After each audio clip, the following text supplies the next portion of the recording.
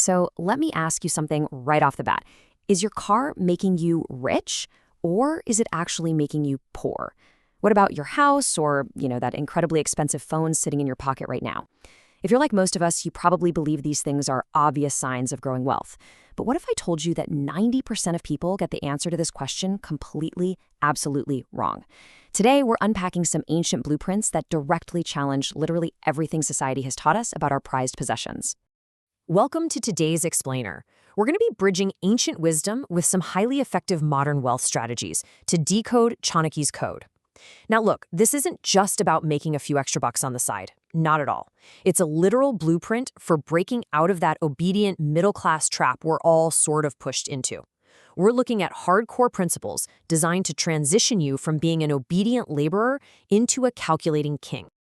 Here is our roadmap for today. We're hitting 5 bitter, unfiltered secrets of the elite, breaking down the illusion of wealth, building multiple income streams, leveraging others' time and money, mastering risk, and finally, the sheer power of ruthless association and discipline. Let's dive right into secret number 1, the illusion of real wealth. It's time to attack that deeply ingrained obsession we all have with showing off. Chanakya anchored this whole concept with a seriously powerful maxim. He said, "A king whose expenses exceed his income and who wastes wealth on luxury faces certain ruin." Think about it. No matter how massive a king's treasury is, if he's just flashing wealth without actually generating it, it leads to total destruction. And you know what? This ancient political rule perfectly mirrors our modern financial reality. Which brings us to the ultimate modern battlefield: assets versus liabilities. It's simple, really. An asset puts money in your pocket. A liability takes money out. That brand new car you bought on a massive high-interest loan, well, it demands petrol, insurance, servicing, and those heavy EMI payments every single month. It's a liability. Society loves buying expensive things just to look rich, but the truly wealthy, they quietly buy true assets. Okay, so what actually is a true asset? We're talking real estate, gold, business investments, and stocks. True wealth is built through delayed gratification. While everyone else is spending their cash to look wealthy today, the elite are out there acquiring assets that act like a cow giving milk for an entire lifetime. You make the investment once, and it just continues to feed you. Moving on to secret number 2, multiple sources of income. This one directly challenges that dangerous brainwashing that a single, secure job is the ultimate goal in life. It's crazy how ancient defense strategies mirror modern finance so perfectly. A wise king must keep multiple doors of his fort open, so if one closes, supplies can come from another. Just think about how incredibly vulnerable you actually are if you rely on one single salary. If a recession hits or your company downsizes, bam, that single door closes, and your financial fort is completely cut off from supplies. This all boils down to active versus passive income. Active income is when you trade your time for money. You're selling 8 hours of your day. The big problem there? Your body has physical limits, and there are only 24 hours in a day. Passive income, though, means building systems. The wealthy literally train their money to act as a tireless army. Every single rupee or dollar is a tiny soldier fighting for you, making you money while you are literally fast asleep. So here is the exact step-by-step blueprint the wealthy use to make that jump from labor to leadership. First, you earn active income. Yeah, you still have to put in the work initially. Second, and this is the real game changer, you use that active income to build or buy assets. Third, those assets start generating passive income. And boom, that is exactly how you escape the matrix of constantly trading your time for money. All right, let's hit secret number 3, others' time and money. Now, this is a somewhat controversial strategy that terrifies the middle class, but it is the exact machinery used to build empires. We are talking about leverage, specifically using OPM, other people's money, and OPT, other people's time. You see, the poor strongly believe that old saying, time is money, but the rich, they operate on a completely different frequency. They know for a fact that money is time, and they actively use leverage to buy more of it so they can massively multiply their output. Now, to really master other people's money, you have to categorize your debt. Society teaches us to be terrified of all debt, but bad debt, like maxing out credit cards for massive flat-screen TVs or flashy weddings, that's just financial suicide. Good debt, on the other hand, is taking a bank loan to buy a cash-flowing property. You pass the risk onto the bank, you buy an asset using their money, and your tenant's rent pays off the loan while you get to keep the profit. It's brilliant. And let's do the math on other people's time, because it's incredibly simple. We all get 24 hours in a day, right? But a business owner who employs 100 people for an 8-hour shift effectively gets 800 hours of productivity out of a single day. That is the math of the wealthy. You just cannot reach that level of output by relying entirely on your own two hands.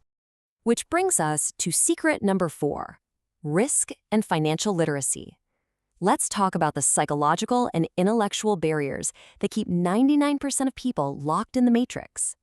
Chanakya put it pretty bluntly: without courage, Lakshmi or wealth cannot be attained. The fear of losing money, that constant worry over what society thinks of you, and that desperate clinging to basic security, they form this invisible cage around us. If you are paralyzed by fear, you simply can't make the aggressive moves necessary to build real wealth. It's a complete mindset shift. The poor mindset is driven entirely by fear, right? It exhausts its energy hunting for minor discounts and clipping coupons to save pennies. But saving pennies does not create wealth. The rich mindset, however, thrives on calculated risk. When the market crashes and everyone else is panicking and selling, the rich are out there aggressively buying up assets at massive discounts. Why? Because they understand the actual science of investing, rather than just treating it like a blind gamble at a casino. And what gives them this supreme confidence? Financial literacy. The ultra-rich aren't just evading taxes like villains in a movie. They use profound financial literacy to legally shield themselves. They use corporate structures and tax laws to their advantage, which, by the way, are subjects completely deliberately left out of our standard schooling. Finally, we reach our last pillar, secret number 5, association, knowledge, and discipline. This isn't just about making money.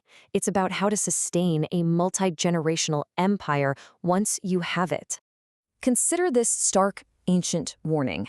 A snake is better than a wicked, foolish friend. Now, why would he say that? Because a snake only bites you when it's threatened. A negative, foolish friend, on the other hand, constantly drags you down with their limiting beliefs and toxic mindset. You absolutely must ruthlessly evaluate your social circle. Psychologically, this all boils down to the famous rule of 5. You are the exact average of the 5 people you spend the most time with. If your circle only talks about gossip and limits and how unfair the world is, their negative energy is going to completely cap your potential.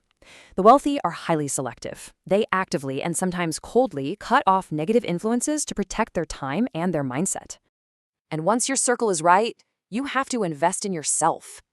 Earning below the neck means you're relying on physical labor, which, as we established, has a very strict ceiling. Earning above the neck means you are leveraging intellectual capital, decision-making, digital skills, sales, management. You absolutely must develop high-income skills if you want to seriously grow your earning potential. Listen, even if you master all these secrets, there is one ultimate hurdle waiting for you: your own ego. Sudden wealth almost always brings arrogance, which leads to terrible, emotionally driven decisions and a fast track right back to poverty. True wealth building is a slow, boring, disciplined test match. It's not a flashy highlight reel. It requires immense patience and consistency, especially on the days when you just don't feel like doing it. So, I want to leave you with one final provocative question. Are you building a legacy, or are you just feeding yourself for today? Building wealth isn't really about buying luxury items to show off. It's about breaking those heavy chains of generational poverty. It's about establishing a foundation so incredibly strong that your next 7 generations won't even know what financial struggle is.